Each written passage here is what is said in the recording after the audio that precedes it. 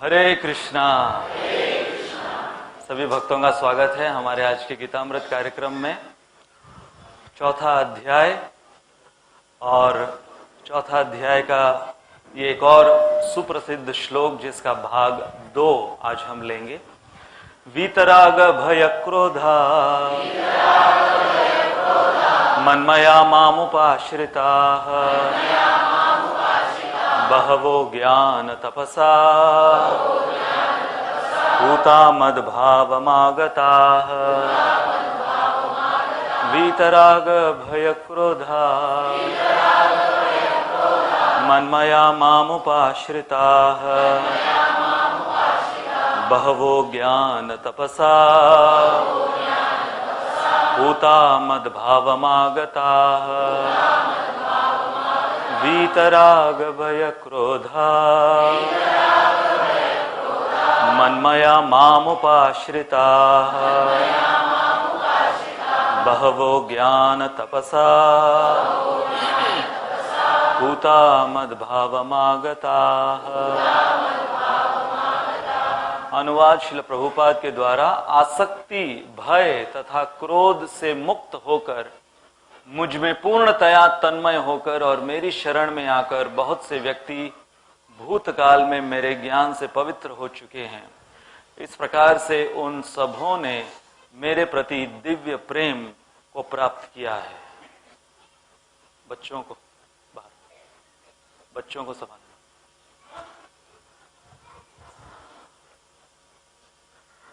तो पिछली बार हमने एक शॉर्ट रिकैप पिछले बार का हमारा 4.9 जो कि इस अध्याय का एक बहुत ही महत्वपूर्ण श्लोक जिसका हमने मेरे ख्याल से 1-1.5 साल तक चर्चा की जिसकी।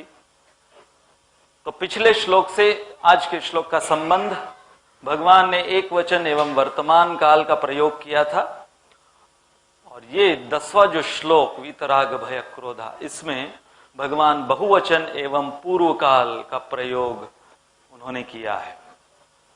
तो ये पूरा श्लोक at a glance. What to renounce, what to practice, Krishna assures by giving past references what will be the result of such renunciation and practice. तो योग्यताएं भगवत प्राप्ति की, राग भय एवं क्रोध से मुक्त होना है, भगवान में तन्मयता और भगवान पर पूर्ण आश्रित। तो हमने पिछली बार ये समझा कि राग उसके साथ साथ जैसे सिक्के के 2 पहलू होते हैं, तो राग का दूसरा पहलू है द्वेष। और इसका ज्वलंत उदाहरण दुर्योधन, जिसने महाभारत में राग दिखाया भीष्म पितामह के प्रति या जिस किसी के भी प्रति, जब उसकी इंद्रिय भोग की जो प्रवृत्तियां वो तृप्त हो रही थी तब तक, और फिर उन्हीं व्यक्तियों के प्रति उसने द्वेष भी दिखाया। तो राग और द्वेष के अन्य संबंधी attachment, aversion, enjoyment and renunciation which means bhog and tyag, संकल्प विकल्प, एक्सेप्टेंस एंड रिजेक्शन। और कलयुग में हम देखते हैं कि इन द्वंद्वों के कारण जो कलयुगी जीव है वो न केवल हर प्रकार से मंद है बल्कि युपद्रित, परेशान। और फिर हमने भय, जो आज के श्लोक में भगवान ने इस गुण के विषय में बताया है। तो भय की संक्षिप्त रूप में परिभाषा क्या है? भविष्य की चिंता।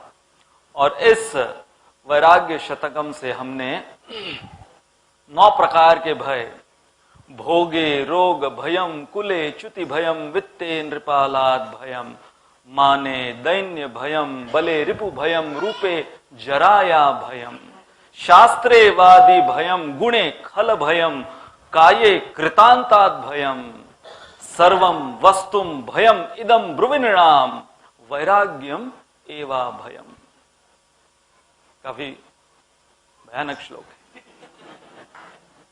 इतने सारे भय, 9 प्रकार के भय, तो उसकी हमने विस्तार से पिछली बार चर्चा की और हमने अंत में, यह हमारा पिछली बार का लास्ट स्लाइड था यदि आपको याद है, जिसमें इन अभय भक्तों का उदाहरण हमने लिया, जिन्होंने अपने उदाहरण से ये प्रस्थापित किया कि जब कोई भगवान में पूर्ण रूप से तन्मय हो जाता है, आश्रित रहता है, उनका आश्रय ग्रहण करता है, तो वो कैसे निडर हो जाता है। तो आज हम क्रोध, ये जो गुण बताया गया है आज के श्लोक में, वीत, राग, भय, क्रोध, अब हम क्रोध पर हैं। तो क्रोध शब्द की व्याख्या हमारे शास्त्रों में, जैसे श्रीमद् भागवत में भी बताया गया है कि 3 प्रकार के क्रोध, यहां पर ये थोड़ा देखने सुनने में अजीब लग रहा होगा आपको, सात्विक क्रोध, ठीक है, राजसिक, तामसिक तक, परंतु ये सात्विक क्रोध क्या है? हाँ, सात्विक क्रोध के विषय में भी हमारे शास्त्रों में बताया गया है कि वो क्रोध जो कि सुधारने हेतु हो, जैसे कि जब कोई बच्चा बहुत शैतानी करता है तो उसकी शैतानियों को, या जो वो शरारत कर रहा है उसे ठीक करने के लिए जब माता पिता उस पर क्रोध करते हैं तो उसे इंग्लिश में बोलते हैं issue based anger, not person based. वो अपने बच्चे से नफरत नहीं कर रहे, परंतु उसकी जो शरारतें हैं, उसकी जो शैतानी है, उस इश्यू को दूर करने के लिए जब उसके ऊपर उसके माता पिता क्रोध करते हैं, आप लोग भली भांति जानते होंगे, तो उसे सात्विक क्रोध बताया गया है। तो उद्देश्य क्या है? सुधारना। एक माता अपने बेटे का होमवर्क करा रही थी, इतिहास ये विषय, सब्जेक्ट, पूछती है महाराणा प्रताप कौन थे? पता नहीं, बच्चा चुप, कुछ नहीं बोल रहा है। डांटते हुए मां कहती है केवल वीडियो गेम खेलते रहना, पढ़ाई पे ध्यान दिया करो। फिर जो मां बताती है वो पूरा होमवर्क किया उसने। अगले हफ्ते छत्रपति शिवाजी कौन थे? फिर चुप, कुछ नहीं पता, हर समय खेलते रहना, पढ़ाई पे ध्यान दिया करो। तीसरे हफ्ते टीपू सुल्तान कौन था? नहीं पता, पढ़ाई पे ध्यान दिया करो। इतनी बार हो गया, 3 हफ्ते हो गए। फिर फाइनली इसने अपनी मां से पूछा, मम्मी सविता आंटी कौन है? मां बोलती, सविता आंटी? अनीता आंटी कौन है? अनीता आंटी? सरिता आंटी कौन है? बोले कौन है? सविता, सरिता, अनीता। बच्चा कहता है पापा पे ध्यान दिया करो, हर समय व्हाट्सएप।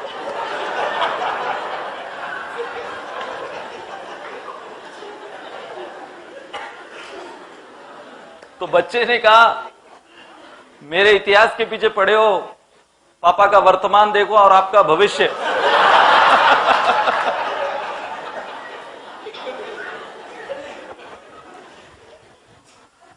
तो आजकल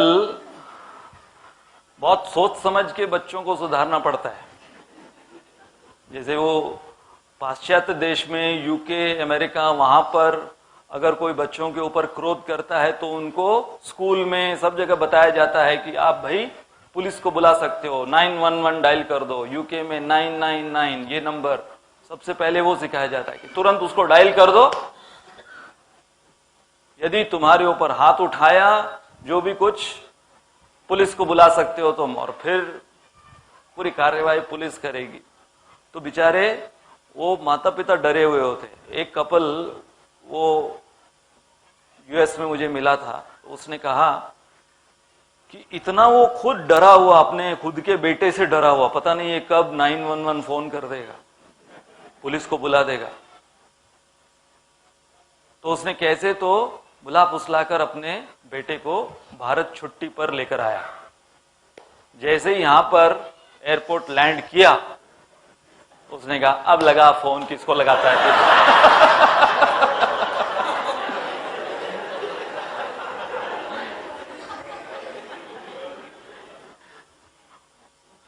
पुलिस यहां पे और 2-3 तुझे लगा के जाएगी तो हाँ, अभी इसका प्रिंसिपल समझना है कि हाँ, उद्देश्य है उसको सुधारना, न कि केवल अपना गुस्सा उसके ऊपर उतारते रहना, उसको सुधारना। एक थिएटर में एक बच्चा चॉकलेट पे चॉकलेट खाया जा रहा था, तो उसके बगल में उस व्यक्ति उसको देख रहा था, कितना चॉकलेट खा रहा है। तो उसको कहता है, अरे तुम इतना चॉकलेट खा रहे हो, तुम्हारे दांत खराब हो जाएंगे, तुम्हारे पेट में कीड़े पड़ जाएंगे, कितना चॉकलेट खाया मैंने अभी से, पिछले आधे घंटे से मैं देख रहा हूं तुम। वो कहता है, मेरे दादाजी 125 साल जिए। उसने कहा अच्छा, जरूर चॉकलेट नहीं खाई होगी उन्हें। नहीं, वो अपने काम से काम रखते थे।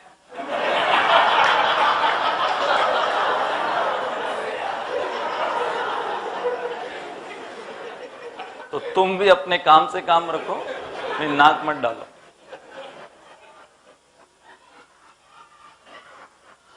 परंतु यहां पर जो समझने वाली बात यह है कि हां, क्रोध भी सात्विक क्रोध हो सकता है जब उसके पीछे का हेतु हो सुधारना, जिसको कहते हैं मैनेजमेंट टर्म्स में करेक्टिव क्रिटिसिज्म।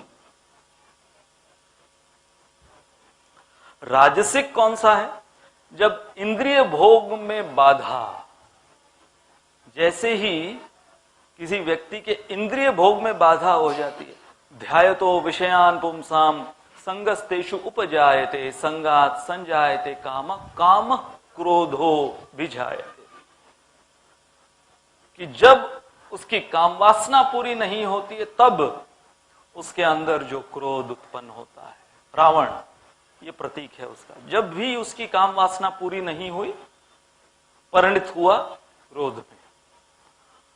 और ये जो तीसरा प्रकार का क्रोध है, तामसिक क्रोध, निर्दोष को पीड़ा देना, बिना कारण दूसरों को दुख देते रहना, ये है तामसिक क्रोध। जैसे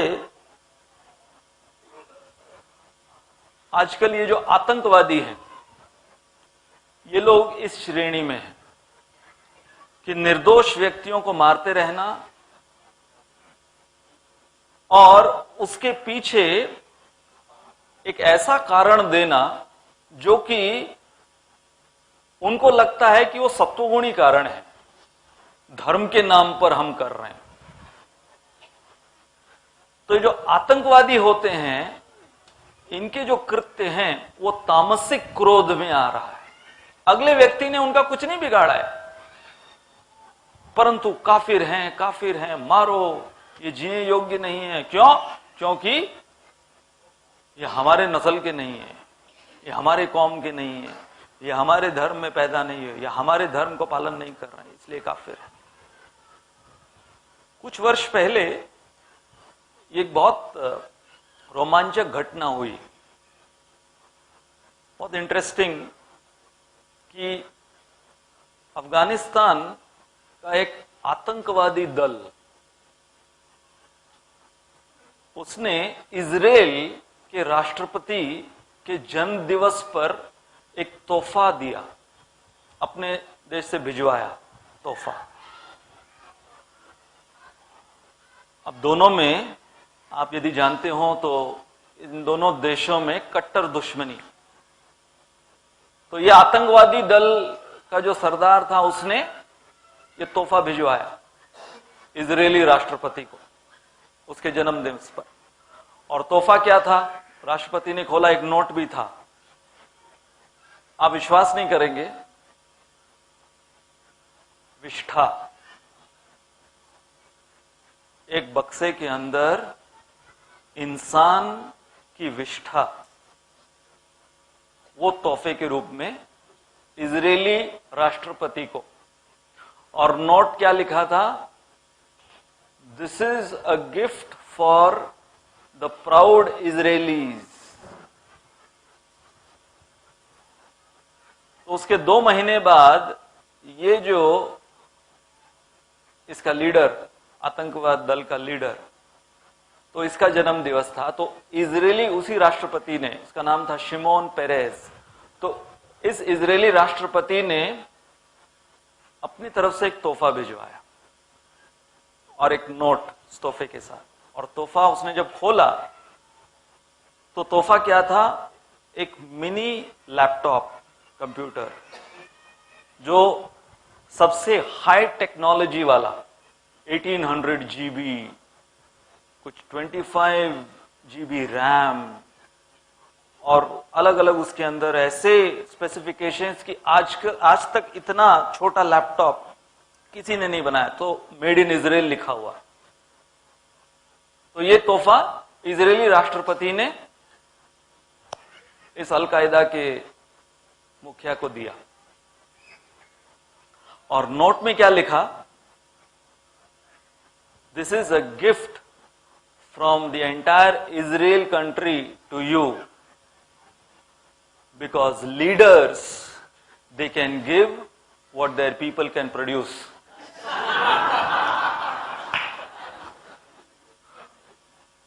इसको बोलते हैं ईंट का जवाब पत्थर से। So because your people can only produce shit, that's what you can give.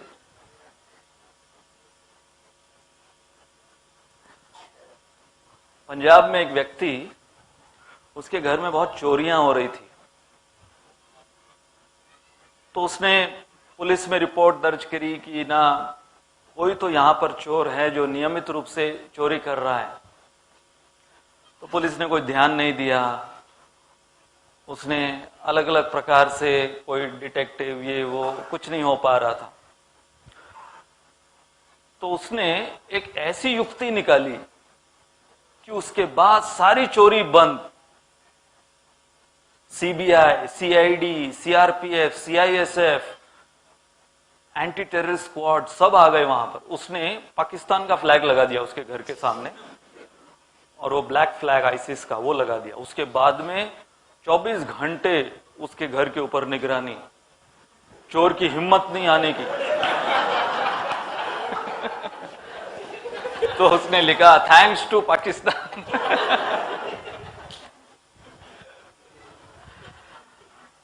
तो ये 3 प्रकार के क्रोध बताए गए हैं, सात्विक, राजसिक और तामसिक।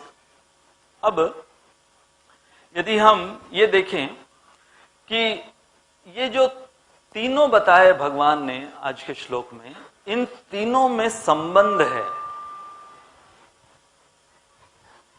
या ये हम कहेंगे they are one family, interdependent on each other. वो इंडिपेंडेंट नहीं है ये तीनों। तो जब इंद्रिय तृप्ति में बाधा अर्थात राग, जिसकी हमने पिछली बार चर्चा की, तो जब किसी व्यक्ति से अधिक बलवान वो देखता है किसी को, तो उसके अंदर भय उत्पन्न होता है। और जब उससे अधिक निर्बल किसी को वो पाता है तो उसके ऊपर वो क्रोध करता है। अब देखिए, हम कितनी बार ये देखे हैं कि जब हमें किसी व्यक्ति के प्रति द्वेष है, परंतु वो व्यक्ति हमसे ज्यादा बलवान है, तो द्वेष किससे होगा? जिस व्यक्ति के अंदर हमसे ज्यादा गुण होंगे। श्रील प्रभुपाद ने बहुत सुंदर व्याख्या की द्वेष की। Envy means indirect appreciation of the other person. कोई व्यक्ति किसी भिखारी से द्वेष नहीं करेगा रास्ते चलते। किससे द्वेष करेगा? वो व्यक्ति से जिसके अंदर उससे ज्यादा अच्छे गुण हो। सो प्रभुपाद ने बहुत सुंदर कहा, envy means to indirectly appreciate the other person और unfavourably appreciate the other person. परंतु वो व्यक्ति यदि बलवान है तो भय, ये मुझसे ज्यादा आगे बढ़ रहा है या ये मुझसे ज्यादा आगे बढ़ रही है, तो भय उत्पन्न होता उस व्यक्ति से। और यदि वो निर्बल है तब उसके ऊपर क्रोध कर करके तू मुझसे आगे कैसे, तेरी साड़ी मुझसे, मेरी साड़ी से सफेद कैसे।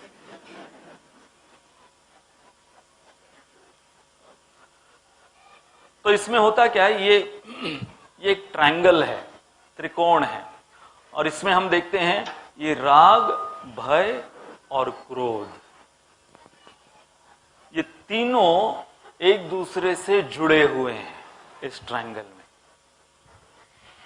और हम बद्ध जीव जो हैं भौतिक संसार में अपने आप को इसी द्वंद्व में, इसी कश्मकश में हर समय पाते हैं।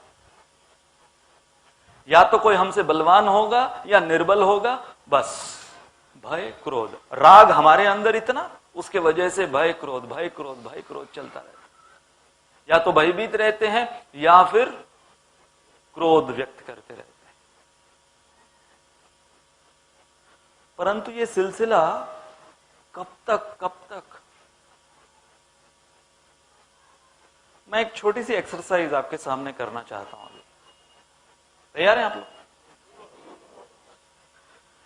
मैं आपको एक चुटकुला सुनाऊंगा।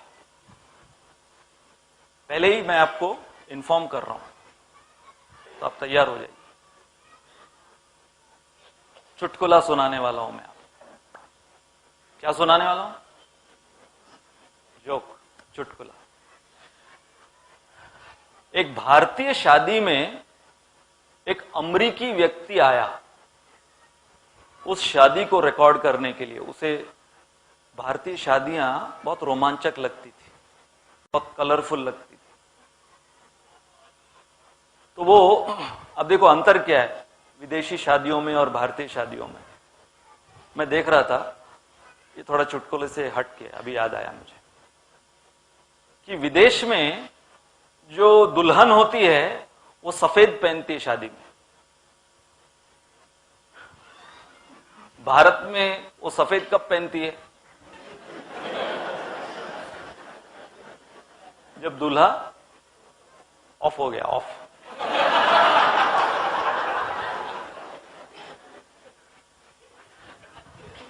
इसको कहते हैं विपरीत संस्कृतियां।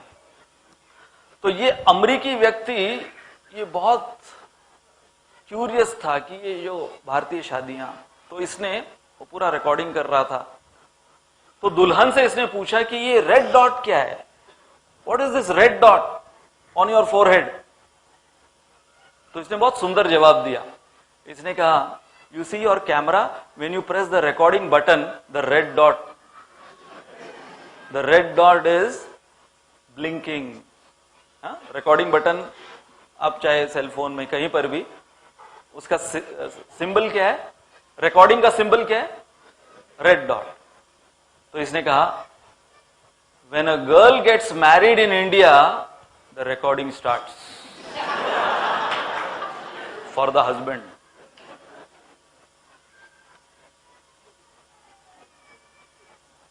अब मैं आपको एक और चुटकुला सुनाऊंगा। एक बार एक भारतीय शादी में अमेरिकी व्यक्ति जिज्ञासु वो रिकॉर्डिंग कर रहा था,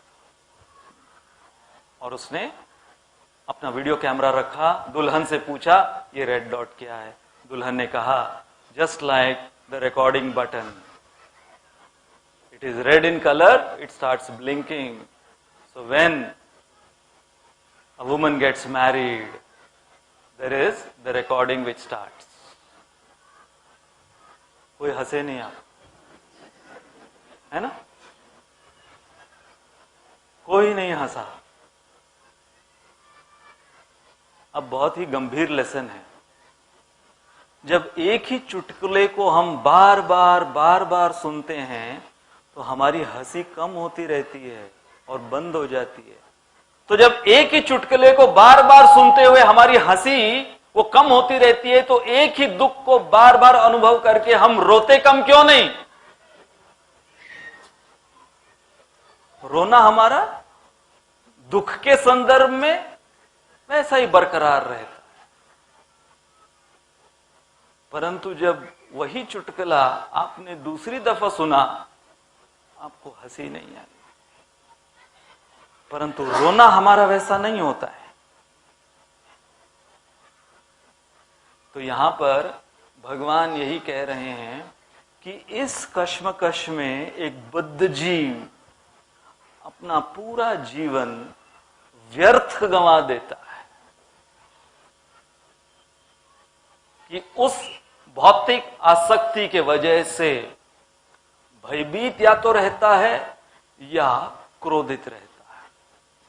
तो इसलिए वो रजोगुण तमोगुण रजोगुण, बस इसमें ही इसका आवागमन चलता रहता है। एक जन से दूसरे जन, दूसरे जन से तीसरे जन, एक योनि से दूसरी योनि। कई बार तो ग्रह बदलता रहता है, ब्रह्मांड बदलता रहता है। ब्रह्मांड भ्रमिते हमारे शास्त्रों में बताया गया। और इस सब की जो बुनियाद है वो है कृष्ण विमुख। जैसे ही हम भगवान श्री कृष्ण के विमुख हो जाते हैं, तो श्रीमद् भागवत में कहा गया है कि तुच्छ भोग इस संसार के, उनके पीछे दौड़ते फिरते हम हमारा जो महाधन है, अंधस्य में ऋत विवेक महाधनस्य चौरैर प्रभो महाबलिभिर इंद्रिय नाम देह मोहांध कूप कुहरे विनिपातितस्य लक्ष्मी नरसिंह मम देहि करावलंबम। कि ये जो प्रवृत्तियां हमारे अंदर इंद्रिय भोग की, और श्रीमद् भागवत में कहा गया है कि महद कर्म, बहुत बड़ा कर्म करना पड़ता है बद्ध जीव को तुच्छ इंद्रिय भोग प्राप्त करने के लिए। इंद्रिय भोग तुच्छ है, परंतु उसके लिए जो कसरत है, उसके लिए जो मेहनत है, वो जो कर्म है उसका, वो बृहद है, वो तुच्छ नहीं। कर्म बृहद करना पड़ता है, मिलता तुच्छ है।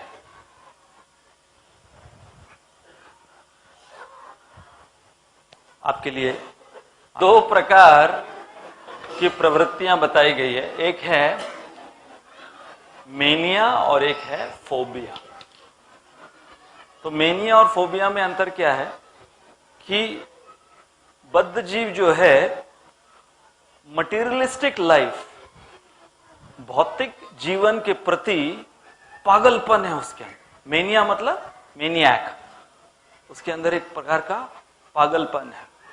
और स्पिरिचुअल लाइफ के प्रति फोबिया, स्पिरिचुअल लाइफ के प्रति भय, उससे डरता रहता है। पिछले साल मैं दिल्ली एयरपोर्ट पर था, तो फ्लाइट कुछ आधा घंटा डिलेड थी। तो वहां पर मैं बैठा हुआ था, मैंने देखा दूर एक छोटा बच्चा रोज जा रहा है और जोर जोर से पूरे एयरपोर्ट को उसने सर पे उठा लिया, इतनी जोर जोर से रो रहा था। तो उसकी मां उसको समझाने की कोशिश कर रही है, और उसकी मां उसको क्या कहती है, जो भी उसका नाम था, नाम मुझे अभी याद नहीं आ रहा है, चिंटू समझ लो, चिंटू चुप हो जा, चिंटू चुप हो जा, देखो बाबा जी बैठे सामने। मेरे और इशारा करके बोलती है, देखो बाबा जी बैठे, गुस्सा करेंगे, बाबा जी गुस्सा करेंगे, बाबा जी गुस्सा करते ना वो मारेंगे, बाबा जी मारेंगे, बाबा जी आके तुमको बहुत डांटेंगे, गुस्सा से रोते नहीं। वो बच्चा मेरी तरफ देख रहा है।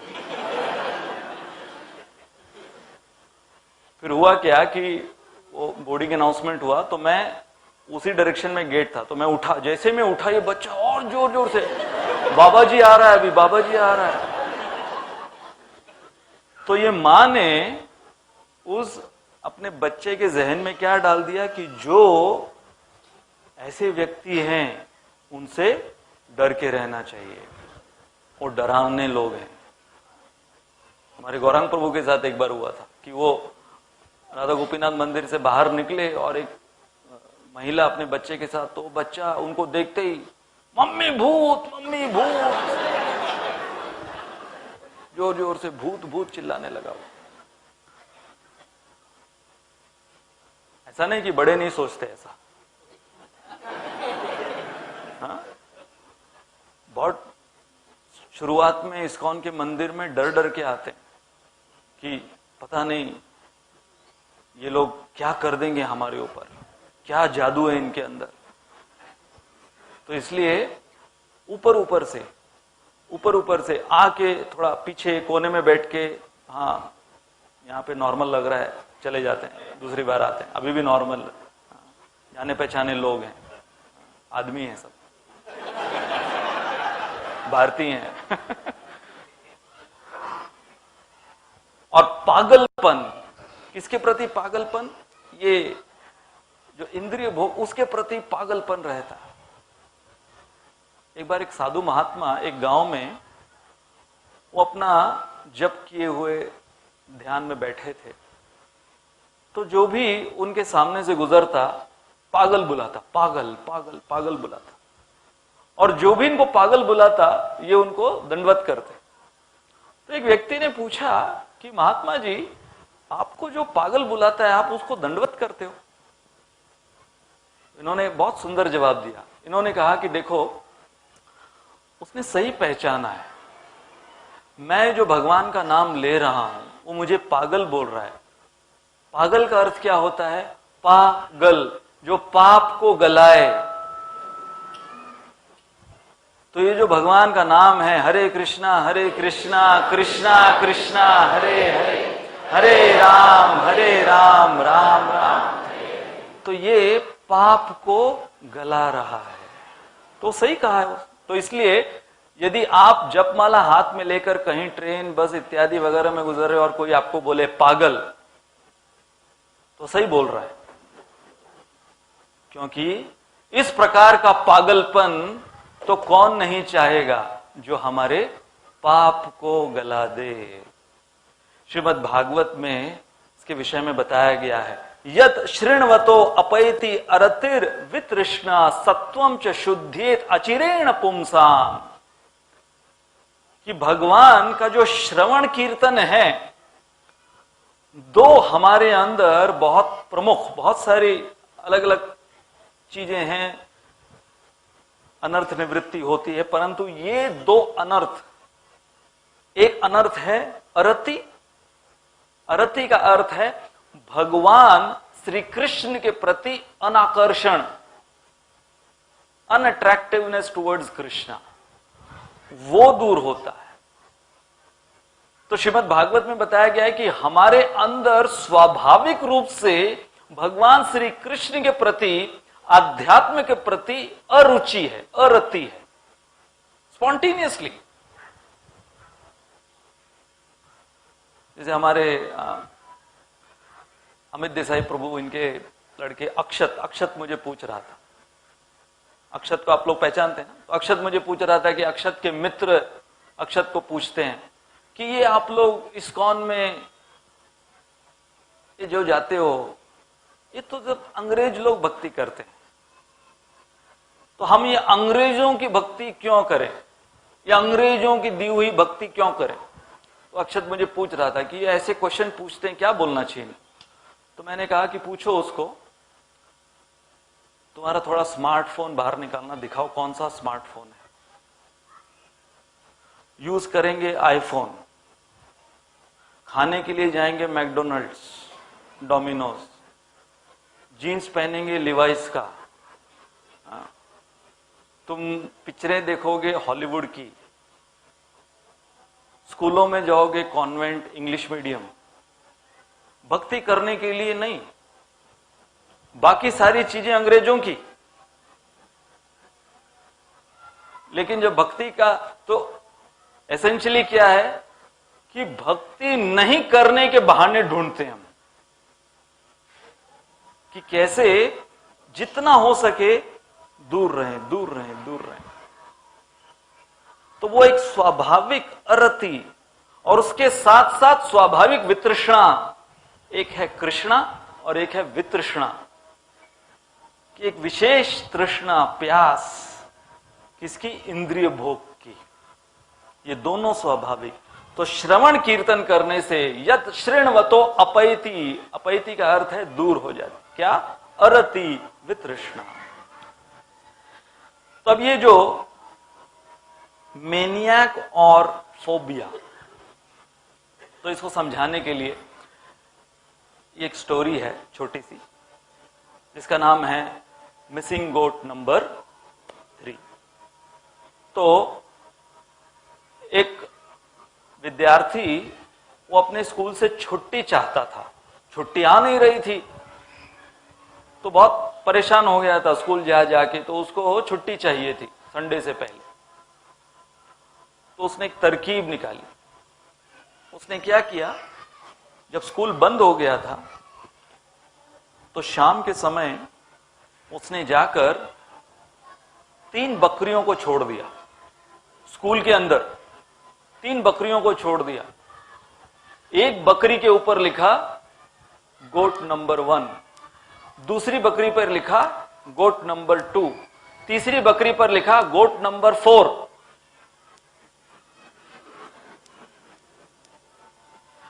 अब दूसरे दिन जब पियून वगैरह वो सब स्कूल खोले तो उन्होंने देखा सब जगह बकरी ने अपना महाप्रसाद छोड़ा हुआ है।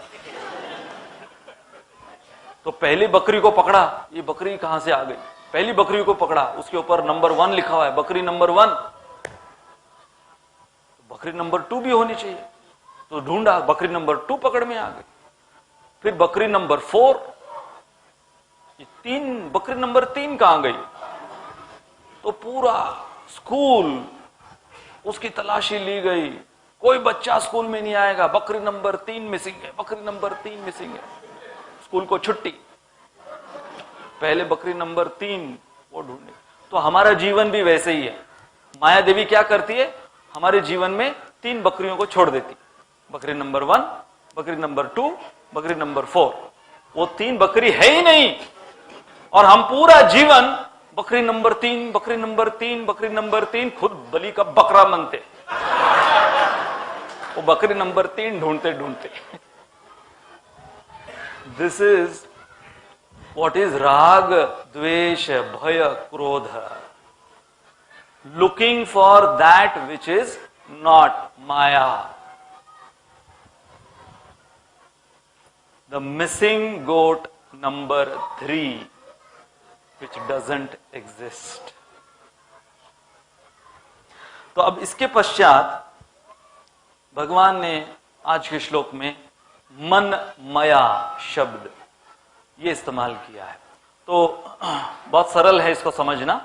भगवान ये कह रहे हैं कि जो मुझ में अपना मन लगाता है, अर्थात मेरी प्रचुरता में जो अपना जीवन जीता है, तो भगवान की प्रचुरता में जीवन जीने का अर्थ क्या है? ऐसा व्यक्ति जिसके व्यवहार में तथा चेतना में श्री कृष्ण प्रचुरता से हो, वो हो गया मन मया भक्त, भगवान के इस शब्द के अनुसार। तो श्री कृष्ण में तन्मयता, श्रील प्रभुपाद ने उसका अनुवाद इस प्रकार से किया है। मन माया का अनुवाद श्रील प्रभुपाद ने किया है कि जो श्री कृष्ण में तन्मय हो। अब है, एक तरफ हमारे शास्त्र कहते हैं कि ये जो संसार है सर्व मायामय जगत, एक तरफ संसार सर्व मायामय जगत, और एक जो भगवान का शुद्ध भक्त होता है इस भौतिक संसार में रहते हुए सर्व कृष्णमय जगत उसका हो जाता है उसके लिए। अब देखिए ये कैसे संभव है, एक उदाहरण से हम आपको समझाएंगे। जैसे दूध और पानी, अक्सर हम भारत में देखते हैं कि दूध वाले जो होते हैं वो बिना दूध में पानी मिलाए नहीं रह पाते, या फिर आजकल तो पानी के अंदर दूध मिला देते हैं। तो सर्व मायामय जगत और सर्व कृष्णमय, जब हम इस मिश्रण में संसार में जी रहे हैं, तो ये मिश्रण कौन सा मिश्रण है? दूध और पानी का मिश्रण। इसलिए हम देखते हैं साधना भक्ति में जब करते समय, श्रवण करते समय, पानी दूध, दूध पानी, कई बार दूध कम पानी ज्यादा, बिल्कुल हल्का सा 1 चम्मच दूध होता है, बिल्कुल सब पूरा पानी होता है, ऐसी भक्ति होती है हमारी। तो कैसे आप दूध और पानी को अलग कर पाओगे? शास्त्रों में बताया गया है कि एक पक्षी है, वो है हंस। हंस के अंदर ये प्राकृतिक गुण है कि वो दूध और पानी को अलग कर सकता है। तो उसी प्रकार से जब हमारे जीवन में श्रील प्रभुपाद जैसे परमहंस वो हमारे जीवन में आते हैं, तो वो हमारे जीवन में सर्व मायामय जगत और सर्व कृष्णमय जगत उसको अलग कर कर देते हैं। ये है मायामय जगत और ये है कृष्णमय जगत। परमहंसों के अंदर ये गुण है। जैसे कि हम हमारे रविवार के श्रीमद् भागवतम क्लास में बता रहे थे, कैकेयी और विभीषण का उदाहरण। कैकेयी अयोध्या में रहते हुए राम द्वेषी बन गई और विभीषण लंका में रहते हुए राम भक्त बने रहे। अर्थात हमारे अंदर कैकेयी और विभीषण दोनों की प्रवृत्तियां हैं। हम सत्संग में रहते हुए भी प्रभु श्री राम को हमारे जीवन से निष्कासित कर सकते हैं जब मंथरा का संग करेंगे। और यदि हम प्रामाणिक हैं तो चाहे हम लंका में क्यों न रह रहे हों, विभीषण की तरह प्रभु श्री राम की भक्ति हमारी बरकरार रहेगी। तो ये हम पर निर्भर है, हम कौन से क्लब के मेंबर बनते हैं, कैकेयी क्लब या विभीषण क्लब। हम निर्माण करेंगे हमारे लिए हमारा सत्संग। तो इसलिए यहां पर बताया गया है कि सर्व मायामय जगत है और सर्व कृष्णमय जगत। वही भगवान ने जो इस संसार को दुखालय अशाश्वत बता दिया। प्रबोधानंद सरस्वती ठाकुर कहते हैं, विश्वम पूर्ण सुखायते। क्या वो भगवान के वाक्य के विरुद्ध जा रहे हैं? हां, क्योंकि उन्होंने अपने आप को इतना ऊपर कर लिया है कि वो इस पूरे विश्व में केवल भगवान श्री कृष्ण को ही देख रहे हैं, उनकी ही शक्तियां, और वो उनका कृष्णमय दृष्टिकोण बन चुका है। इसे कहते हैं मनमया या तन्मयता। तो तन्मयता के 2 उदाहरण हम लेंगे। एक है जब कोई व्यक्ति भय के कारण तन्मयता दिखाता है, और एक है प्रेम के कारण तन्मयता दिखाता है। तो नीति शास्त्रों से ये एक कहानी है। एक राज्य में एक व्यक्ति हर समय, वो राज्य के लोग इस व्यक्ति की मजाक उड़ाया करते थे, बाकी अन्य नागरिक। तो ये परेशान राजा के पास जाता है और राजा से कहता है कि हे राजन, मैं एक नागरिक हूं और मेरी परेशानी ये है कि आपके राज्य के बाकी अन्य नागरिक मेरी मजाक उड़ाते हैं हर रोज। जीवन मेरा इतना मुश्किल कर दिया है उन्होंने जीना। तो राजा ने जब ये समस्या सुनी, अब राजा का उत्तरदायित्व कि वो इस समस्या का समाधान करे, तो राजा ने बहुत ही विचित्र तरीके से इसकी समस्या का समाधान किया। कुछ नहीं कहा राजा ने, चुप रहा। राजा ने अपने मुष्टंडों को बुलाया बड़े 2 मुष्टंडे आए। राजा ने कहा अपनी तलवार लेकर आओ। ये देख रहा है क्या कर रहा है राजा, मुष्टंडों को बुला लिया, तलवार मंगा रहा है। फिर राजा ने अपने मंत्री से कहा एक घड़े में पूरा ऊपर तक भर कर तेल लेकर आओ और इस व्यक्ति को दो। तो उसके हाथ में वो घड़ा थमा दिया तेल से भरा हुआ। और अब राजा ने इसे कहा अब तुम जाओ, पूरे राज्य में तुमको विचरण कर कर आना है इस घड़े को हाथ में लेते हुए, और एक बूंद अगर इसमें से तेल नीचे गिरा तो मेरे मुष्टंडे पीछे तुम्हारे तलवार लेकर तुम्हारा सर धड़ से अलग कर देंगे। तुम्हारा समय शुरू, टाइम स्टार्ट्स नाउ। ये क्या समाधान है, मैं अपनी समस्या लेकर आया, ये राजा तो और समस्या मेरे जीवन में पैदा कर रहा है।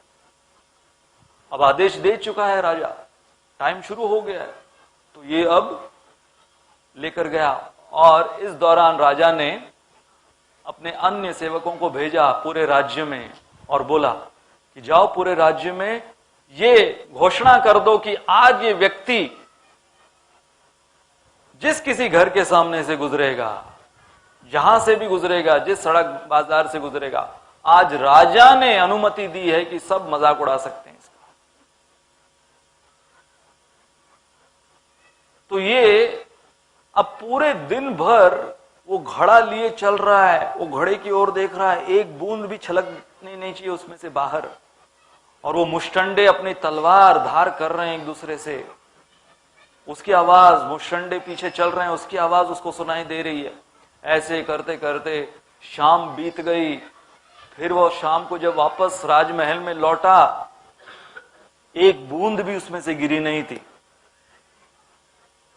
अपना सर संभाला, सर वैसा का वैसा था।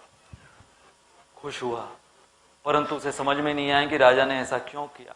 तब राजा ने पूछा, तो अब बताओ आज कितने लोगों ने तुम्हारी मजाक उड़ाई। तब इसको समझ में आया, अरे आज तो कोई नहीं, कोई भी मजाक नहीं उड़ा रहा था। बल्कि हुआ क्या था, उस दिन सरकार मान्य था कि हर कोई इसकी मजाक उड़ा सकता है। सब, यहां तक कि कुत्ते भी भौंक रहे थे। तो राजा ने कहा, क्यों आज तुम्हें उनकी आवाजें सुनाई नहीं दी? क्योंकि तुम्हारे सामने वो फोकस था। और वो फोकस क्यों था? क्योंकि पीछे तलवार, मृत्यु की तलवार तुम्हारे पीछे थी। तो ये एक स्तर है तन्मयता का।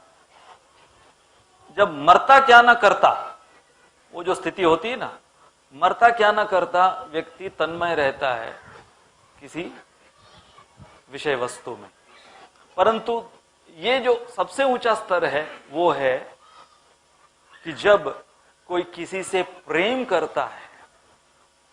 तो इसके विषय में भी एक कहानी है कि एक महिला, वो अपने प्रेमी से मिलने के लिए हर रोज शाम के समय निकलती छुपके। तो जंगल के रास्ते से वो गुजरती, और जंगल का रास्ता पथरीला, कांटों से भरा हुआ, कई बार ऐसे कांटे चुभते, ऐसे वो पथरीले वो कंकड़ चुभते, नोकीले कंकड़ उसको चुभते कि रक्त बहने लगता। एक बार वो ऐसे ही भाग रही थी, थोड़ा देरी हो गई उसको निकलने में, तो देरी हो गई। अपने प्रेमी के विषय में सोचते हुए उस जंगल में एक साधु तपस्या में बैठे हुए ध्यानस्थ, तो साधु से टकरा गए। वो साधु आग बुबुला हुए, महिला के ऊपर बरसने लगे, चिल्लाने लगे, एक उल्टा स्त्री, क्या किया तूने, मेरा ध्यान भंग कर दिया। और ये टकराई और बिल्कुल इसे कोई भान नहीं, आगे चलना शुरू की। ये और गुस्सा करने लगा, रुकी भी नहीं, क्षमा भी नहीं मांग रही है, ऐसी जा रही है, निर्लज्ज स्त्री, ऐसी और गालियां देने लगी। और वो जाती गई, निकल गई। वो अपने प्रेमी से मिलकर जब वापस लौट कर आती है, उसी रास्ते से ये साधु देखता है, रोकता है उसको, तू ही है वो, मुझे टक्कर मार कर गई थी। तो ये कहती क्या क्या हुआ, क्या महाराज क्या हुआ? तो इसे कोई कुछ भान नहीं। साधु उसको बताने लगा तूने क्या किया। मैं ध्यान में बैठा हुआ था। तो ये स्त्री बहुत सुंदर जवाब देती है, नहीं महात्मा जी, मुझे नहीं लगता है कि आप ध्यान में थे, क्योंकि यदि आप ध्यान में बैठे होते तो आपका ध्यान मेरे ध्यान की तरफ पक्का होता।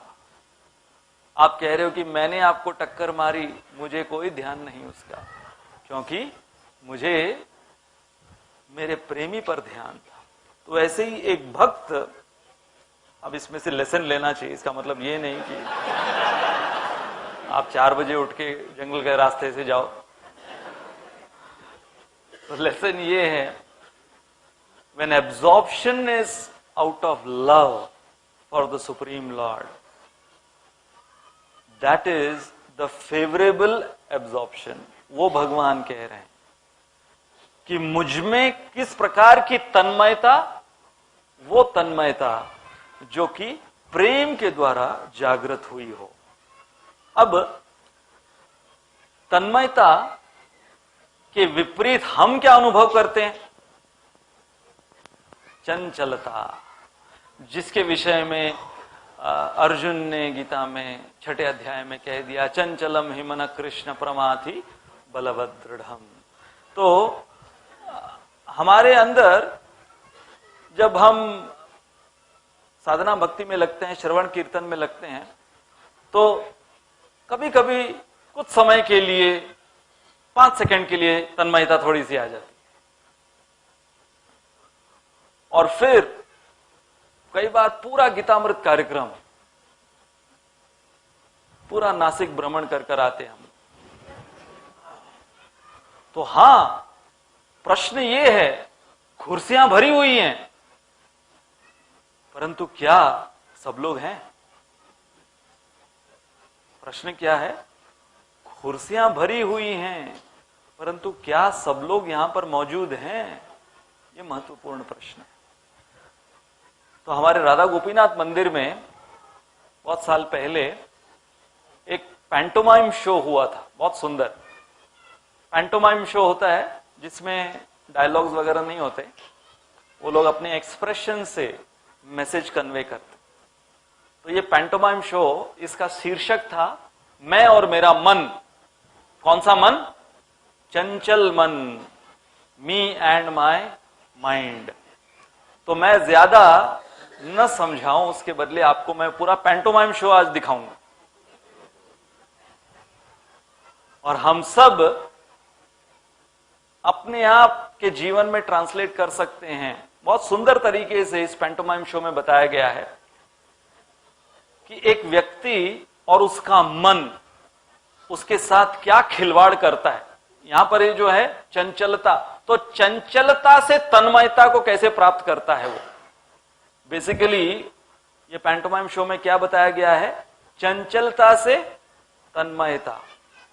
तो हम भी ये देखते समय ये अनुभव करेंगे कि हम और हमारा मन हमारे साथ क्या क्या खेल खिलाता है, और कैसे हम हमारे इस चंचल मन को तन्मय भगवान में बनाएं।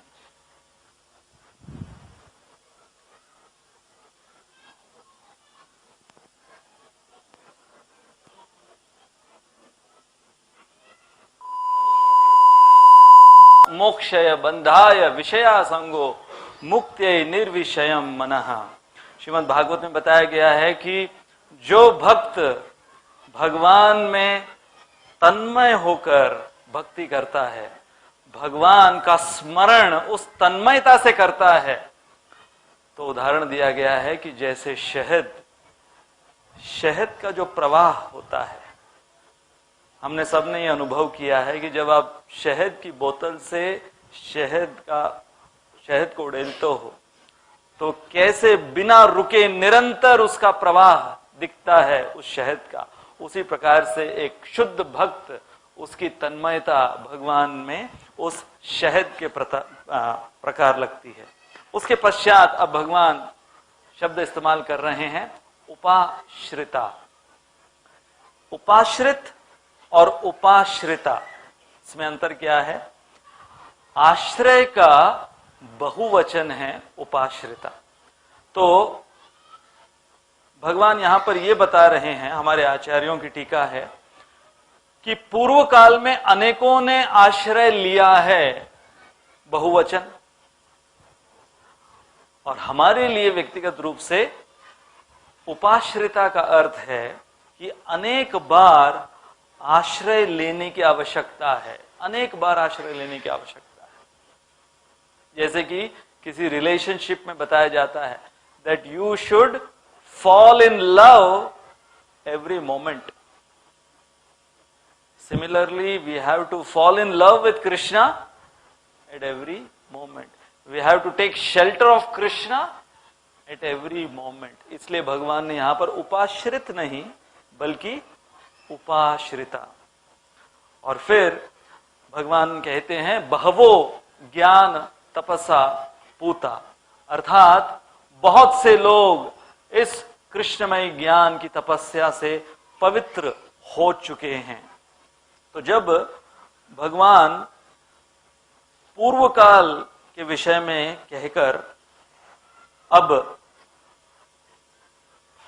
भगवान फाइनली आते हैं मद भावम आगता, जिसका अर्थ है ऐसे पवित्र जन जो कि भगवान के भाव को प्राप्त कर लेते हैं, ऐसी तन्मयता जिसके अंदर भगवान उनके भाव को, जैसे हमने उस पैंटोमाइम शो में देखा कि वो मन जो शुरुआत में इतने अवरोध डाल रहा था, वही मन सबसे पहले भगवान के चरण कमलों का आश्रय ग्रहण करता है और भगवान उसे स्वीकार करते हैं।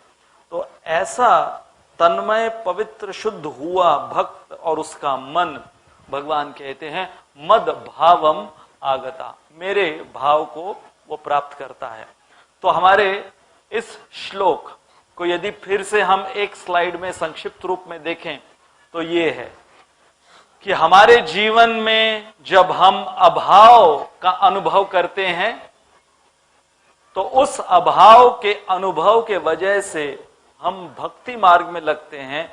भगवान का प्रभाव, हमारा अभाव और भगवान का प्रभाव सबसे बेस्ट कॉम्बिनेशन है ये। और जब भगवान के प्रभाव से हम प्रभावित होते हैं तब जाकर हम हमारे स्वभाव को समझते हैं। और हमारा स्वभाव क्या है?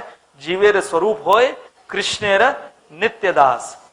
और जब हम हमारा जीवन उस हमारे वास्तविक स्वभाव के आधार पर जीते हैं तब जाकर जो भगवान ने आज के श्लोक में कहा है कि मद भावम उत्थाय गोप्यो पररात्र भोगे स्मृत्वा यशोदा सुत बाल केलिम गायन्ति प्रोच्छै दधिमन्यमानो गोविंद दामोदर माधवेति, गोविंद दामोदर माधवेति, गोविंद दामोदर माधवेति। गोपियां ये उदाहरण है मद भावमागता कि जब भगवान वन की ओर निकल पड़ते थे रोज सुबह अपने गवों को लेकर, पूरे दिन भर गोपियां वो भगवान श्री कृष्ण के भाव में अपना दिन बिताती कि वो भगवान के साथ नहीं गई हैं, भगवान अपने ग्वाल सखाओं के साथ गए हैं, परंतु यहां पर गोपियां जहां कहीं पर भी अपने घरों में वो दिन भर यही सोचती रहती कि अभी वो क्या कर रहे होंगे, कब वापस लौटेंगे। इसे कहते हैं मद भावम। जब हम इस स्तर को प्राप्त करेंगे, मैं एक सुंदर उदाहरण से अंत करूंगा हमारे आज का प्रवचन, कि एक शुद्ध भक्त वो इस मद भाव को कैसे प्राप्त करता है। जैसे आपने देखा होगा एक स्याही होती है जिसको इंग्लिश में कहते हैं सीलिंग इंक। मोहर लगाने के लिए जो स्याही इस्तेमाल की जाती है, पहले राजा कोई अगर बहुत गुप्त संदेश किसी को और भिजवा दे तो उसमें, हमारे पोस्ट डिपार्टमेंट में भी ये सीलिंग इंक लाल कलर की होती हो। तो ये बहुत सुंदर उदाहरण है कि जब किसी भक्त का हृदय भगवान की भक्ति से द्रवित होता है तो वो उस स्याही के समान है जिसको पहले पिघलाया जाता है, उसको गर्म किया जाता है। अब जब वो स्याही पिघल जाती है और पिघली हुई स्याही के ऊपर जब मोहर लग जाती है, अब उस मोहर को वहां से बाहर कोई नहीं निकाल सकता। या कई बार उस स्याही के अंदर कोई रंग घोल दे या पीला रंग घोल दे, तो जब तक वो पिघली हुई स्याही है और उसके अंदर कोई रंग घोल रहा है तो वो रंग उसमें प्रवेश कर जाता है, परंतु एक बार वो स्याही सख्त हो जाती है, उस रंग को वहां से बाहर नहीं निकाल जा सकता। उसी प्रकार से जब किसी भक्त का हृदय द्रवित होता है तो वो स्याही के पिघलने के समान है। और द्रवित कब होगा? जब भगवान का शुद्ध भाव से वो श्रवण कीर्तन करेगा। जब शुद्ध भाव से हम श्रवण कीर्तन करते हैं तो हमारे हृदय की जो स्याही है ये पिघलती है, और ऐसी पिघली हुई स्याही में भगवान फिर उस रंग की तरफ प्रवेश कर जाते हैं। और एक बार भगवान प्रवेश कर गए ऐसे द्रवित हृदय के अंदर, उसके पश्चात चाहे कुछ भी हो जाए, अब भगवान को उसमें से कोई नहीं निकाल सकता। यहां तक कि हमारे आचार्य कहते हैं कि स्वयं भगवान भी निकलना चाहे तो नहीं निकल सकते। और ये है तात्पर्य आज के श्लोक के अंतिम शब्दों का, जो भगवान कह रहे हैं, मद भावम आगता। बहुत बहुत धन्यवाद। हरे कृष्णा।